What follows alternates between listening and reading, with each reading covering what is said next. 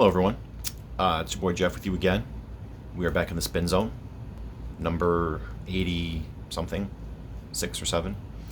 And yeah, only have 8 albums to show this time, but I know I'm breaking my own rule, but I just wanted to keep the ball rolling this week because I put out 3 videos this week, which I haven't done in quite a long time, so this will be number 4.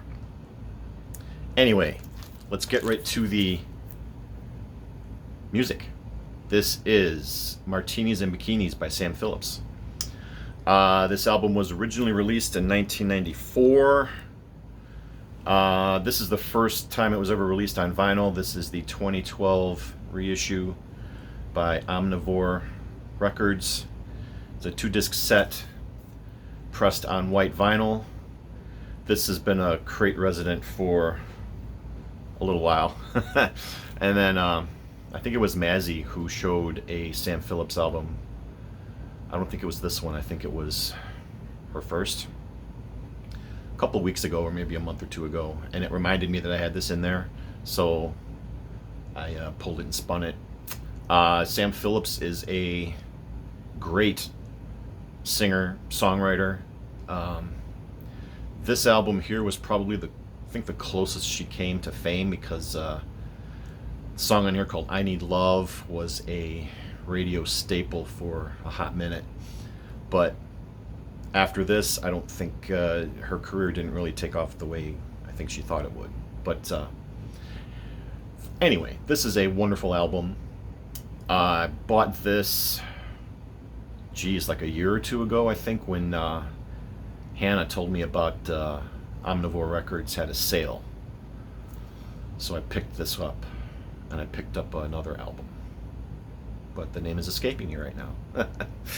In any case, I dig Sam Phillips, and I dig this album, so there you go. Alright, this next one is the cool item that I mentioned, I think, in my last video. Well, no, not the Stephen King one before that. I'm not going to say a word, I'm just going to show it. Because really, what more needs to be said? Yeah. And for those of you who are wondering about what number I've got, there you go. Fairly low number, not too bad. I think my copy of Texas Flood that I have of the one step is, I think it's in the low 2000s. So this number is actually even lower. But yeah. When you're talking about a perfect sounding album, the one steps are the way to go. Yeah, this is the second one step in my collection, the other being Texas Flood. I'm not sure if they're doing the Stevie Ray Vaughan catalog. I'm not sure I would get the Soul to Soul one, because that's kind of my least favorite Stevie Ray album. But who knows? Anything's possible. I would love it if they released, In Step or The Sky's Crying, or, some of his other albums in this format, because it's wonderful. And yeah, I mean, it's just a flawless record, both in the music itself and the pressing. Next up, this was something I picked up, I think, last October. Devils and Dust by Bruce Springsteen. This was a reissue from last year. This is an album from 2005. Just filling in one of the gaps in my Springsteen collection. I don't know if I'm going to try and get all of his albums on vinyl, but I'd heard good things about this one, and so I picked it up. The only bad thing is, it's a 2-disc set, but the first disc has actually they're both warped. The second disc is okay, it's just a slight warp, but the first one is fairly dished. The only problem was, I bought this back in October, hadn't played it until last week, because that's just the way things go for me. So it's probably too late for a replacement, but that's okay. It came with a download card too, and I already have it on my iPod, so This is a pretty enjoyable album. It's like I think people tried comparing it to Nebraska when it first came out because a lot of it is just like solo acoustic Bruce with, some band accompaniment here and there, but nothing is really going to compare to Nebraska. Someone like him, he's competing with his own history here, but this is still a wonderful album, and what can I say? Bruce is, the consummate songwriter. I don't think. Well, I've never really listened to Lucky Town and Human Touch all the way through. I know those are kind of like his, universally trashed albums critically, but for my money, there's very little wrong that Bruce can do when it comes to writing a song. Another guy who can almost do no wrong writing a song is Neil Young. This has been on my want list for a while, and I got this for Christmas. This is one of my Christmas presents. So, very happy with this. I'm really enjoying the Neil Young Archive series, how they're putting out, these legendarily unreleased albums like they did Hitchhiker a couple of years ago, and some of his other like live sets. And this was a legendarily unreleased album in the mid 70s, like in 1974 or 5.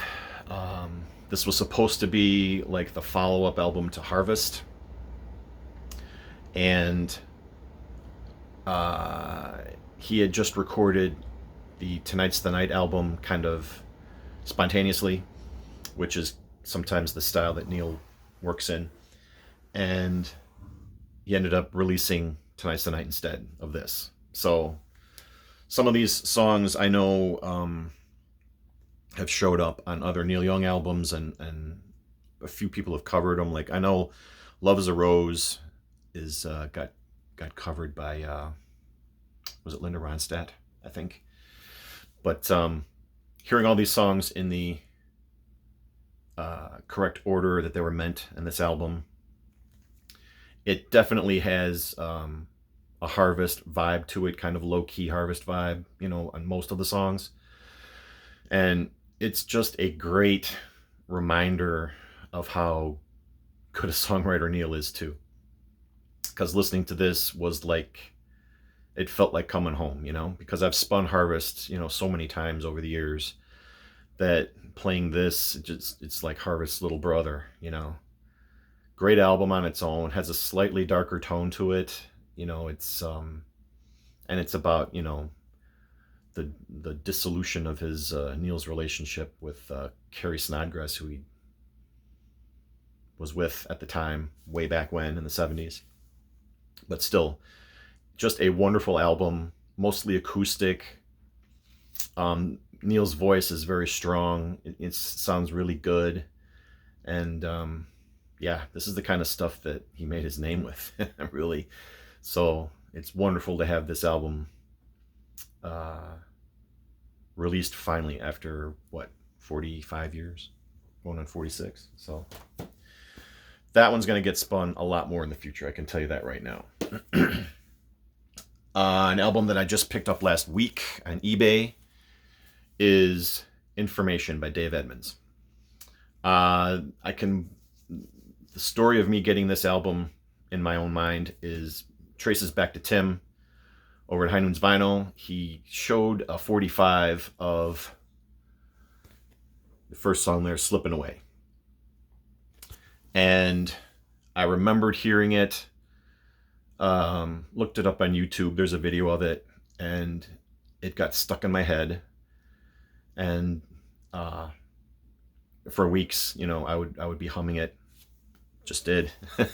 So I finally decided to bite the bullet, and I tracked this down on eBay for a couple of bucks. It was really cheap, mint condition record, and yeah. But besides Slipping Away, I mean, this album was produced by Jeff Lynne of ELO fame in 1983. I think this album came out, and the sound similarity between this album and the ELO that was coming out that's around the same time is very easily noticeable. So, like I think Rock and Roll is King was like the ELO hit roughly around the same time, and it sounds like it could easily belong on this album. It could easily be a song that Dave could sing himself, and it would fit in perfectly. But the title track also was released as a single, and that is a great, catchy song too. For the most part, I mean, it's got the 80s production on it, but you have Dave's twanging guitar that just cuts through a lot of that stuff, and his voice is strong, and like I said, the songs are super catchy, super hummable, and I've always been a fan of Dave Edmunds. So I picked up this album and the best of Dave Edmunds from when he was on the Swan Song label. That will show up in a future Spin Zone, but for now, I had to hear that song. I had to hear Slipping Away again, or I wanted to own it, and yeah, I always need more Dave Edmunds in my collection. This next one was a gift from Emma. I've showed this, I think, in our team up video. This was a Hall & Oates album. Came out in 1978, called Along the Red Ledge. Clear up the title there. Here's the back cover. This is Hall & Oates' career before they became the hit machine in the 80s is really kind of, they go through a lot of styles. Like this album is primarily more in like a smoother soul vein for the most part. It's not really a harder rock album like some of their earlier ones. And looking at the insert, the custom insert for this where they list the credits, I couldn't believe the number of big name musicians that played on this. Like George Harrison played on this. They don't say what or what song they appeared on. They just list, all these names in the credits. George Harrison, Robert Fripp, Todd Rundgren, who else? Steve Lukather. There's just like a whole list of people, and I'm looking at them like, holy shit, wow. But I mean, and Hall & Oates with their own band sound great on their own, but don't ask me where all these other famous people, what songs they played on. But yeah, this was a double, I think, that Emma had, and I said, yes, please. So thank you, Emma. This is a great album, and of course you guys know how much I love Hall & Oates. So I know, Jeff, you love Hall & Oates. Two more. Atlanta Rhythm Section. Rock and Roll Alternative. This was a record that Steve Value Vinyl gave me when he was giving out, free boxes of records, and he was sending them to you. So this was a pleasant surprise because I enjoy the Atlanta Rhythm Section. And on this one, the big hit was So Into You. And this record was in surprisingly good shape. It played really nice. It sounded really good. And even though this is called a rock and roll alternative, I mean, the Atlanta Rhythm Section was, part of that Southern rock movement in the 70s, especially in the later 70s. And yeah, I love this album. I played this just the other day. It just put me in a good mood. So that's what I need music to do for me these days. So I love Atlanta Rhythm Section's cover of Spooky, the 60s hit by Classics 4. That riff, runs through my head at different times too. And I came across it on the radio one day, and it caught my ear, and I'm like, who did this? And found out it was Atlanta Rhythm Section. So I think it appears on the album after this one, or maybe it was later 70s. But that you'll probably see at least one more Atlanta Rhythm Section album in a future Spin Zone, because just for that one song. And you know, even though I wasn't as familiar with the other songs on this one besides So Into You, I mean, they cover Outside Woman Blues too, kind of like almost in a Cream style, the way Cream did it. But you know, these guys are consummate musicians. You know, they got the groove, they can rock, they can do it all. So I'm a fan. I love the Atlanta Rhythm section. Last but not least for this one, we're keeping it a little on the shorter side. Spun this just last night, and I think other people have shown it recently. None Such by XTC. There we go. Sorry about the glare, but this cover just does not really, it doesn't photograph well, and it doesn't really show well in videos. Apologize for the glare, but this was their album from 1992.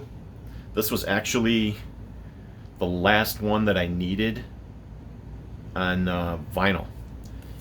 So I'd been waiting for this to get reissued. I'd been hoping and waiting for years. And last year it was finally reissued on vinyl, a 2-album set. Here's the back cover, giving you little pictures with every song title. And yeah, this was all over the radio when it came out on the radio station I listened to, XRT. So XTC and XRT, ha ha ha. But yeah, there's Ballad of Peter Pumpkinhead, that was a radio staple. Dear Madam Barnum, that's another great one. A rare non-Andy Partridge lead vocal, a rare Colin Moulding lead vocal on My Bird Performs, which is one of my very favorite songs on this album. I love the groove on it, I love the sound, and Colin has a great voice too, so it's a shame he didn't take more lead vocals on a lot of these songs. But I mean, what can you say about XTC at this point? If you've watched my videos over the years, you know, you've seen me show all of their albums, you know, from the very first one up to now. The same catchy music, clever lyrics, wonderful playing, wonderful singing. You know, I've been a fan of theirs for a very long time, and when I finally got this, I was more than thrilled. So had to spin it, and it's wonderful. In fact, the only one of theirs that I don't have on vinyl, even though I know it's released, I just have to buy it, is Wasp Star, which was Apple Venus Volume 2, which was their last album. That got released, I think, in 2000. But I had the CD, so I just have to get it on vinyl someday. And then my XTC vinyl collection will be complete. But this was the big one here, because it wasn't released on vinyl initially when it came out in '92, except I think in the UK. I know there were no American vinyl copies that I've ever found. The few that I've come across online were UK copies, and they went for, you know, hundreds of dollars. So, but I'm glad I waited it out. I'm glad XTC is getting reissued on vinyl. Besides the PJ Harvey reissues that have been coming out, this is probably couldn't have been more thrilled to get this reissue. So, highly recommended album, None Such by XTC. Because I love them. And there you go. 19 minutes. Okay. I'm going to hit my goal. I'm going to be under 20. Peace, everyone. I will see you again soon. And I hope everyone out there is safe and stays warm. We get through this winter and keep spinning some good music. So till then, Jeffy loves you, and I'll see you soon.